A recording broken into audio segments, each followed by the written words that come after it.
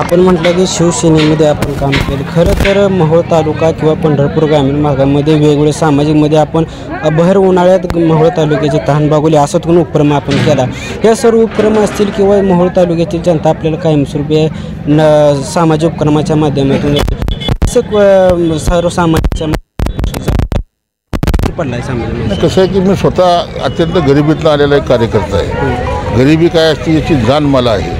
माझ्याकडे साखर कारखाना नाही, माझ्याकडे सूतगिरणी नाही, माझ्याकडे बँक नाही, कुठलंही माझ्याकडे एखादं शाळा कॉलेज महाविद्यालय असं कोणताही ही नाही आहे माझ्याकडे. मी सर्वसामान्य कार्यकर्ता म्हणून एक नावारूपाला आलो.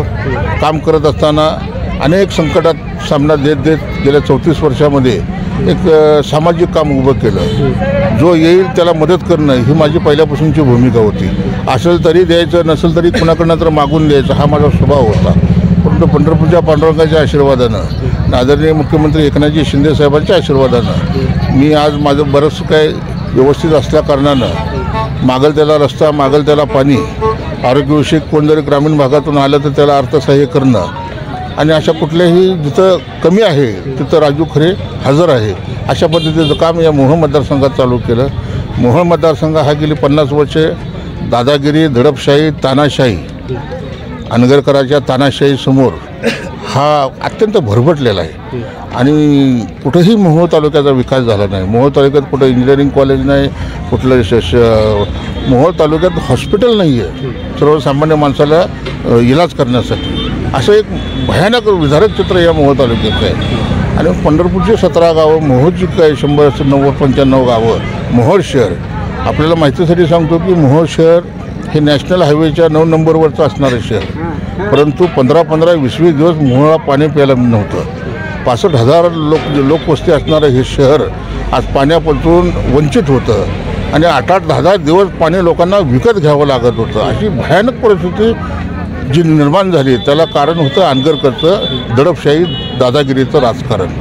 आणि म्हणून मी मोहोळच्या जनतेला आश्वासित केलं. पहिले 5 टँकर लावले, पुन्हा 5 लावले आणि शेवटी मला 5 टँकर असे 15 टँकर 20-20 हजार लिटरचे 15 टँकर लावून मोहोळकरांची मी तहान भागवत होतो.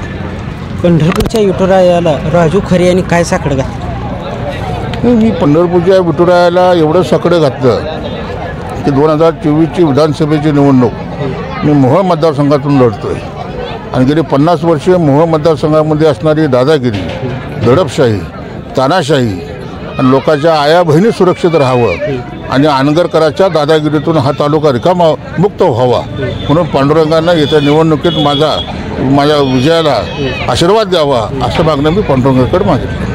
विधानसभेचे चिन्ह खऱ्या अर्थानं दिसून आले. त्यांनी येणाऱ्या विधानसभेला मोहोळ तालुक्यातील 17 गावातील नागरिकांना काय आव्हान करा? माझ्या 17 मोहोळची जनता सुजाण आहे. मोहोळच्या जनतेला चांगलं माहिती आहे की बदल हा करावा लागणार आहे आणि तो बदल ह्या बारीनं होईल. परंतु विशेष करून मी पंढरपूरच्या 17 गावातल्या जनतेला आवाहन करतो की राजू खरे हा पंढरपूरचा सुपुत्र आहे आणि 17 गावची शिदोरी ही माझ्यासाठी अत्यंत महत्त्वाची आहे. या 17 गावांनी जर मला डोक्यावर घेतलं तर मोहोळचा विजय हा माझा निश्चित आहे. आणि मला पूर्ण खात्री आहे की पंढरपूर तालुक्यातली जी 17 गावं मोहोळ मतदारसंघाला जोडलेली आहेत त्या 17 गावांना ह्या गोष्टीचा अभिमान आहे की उद्या होणारा जो आमदार आपला आहे तो या 17 गावातून झाला. त्यामुळे 17 गावची जनता माझ्या पाठीमागं खंबीर उभा राहील याबद्दल माझ्या मनामध्ये शंका नाही. अमोल मानेसह मी अमर गायकवाड, MH मराठी न्यूज, पंढरपूर.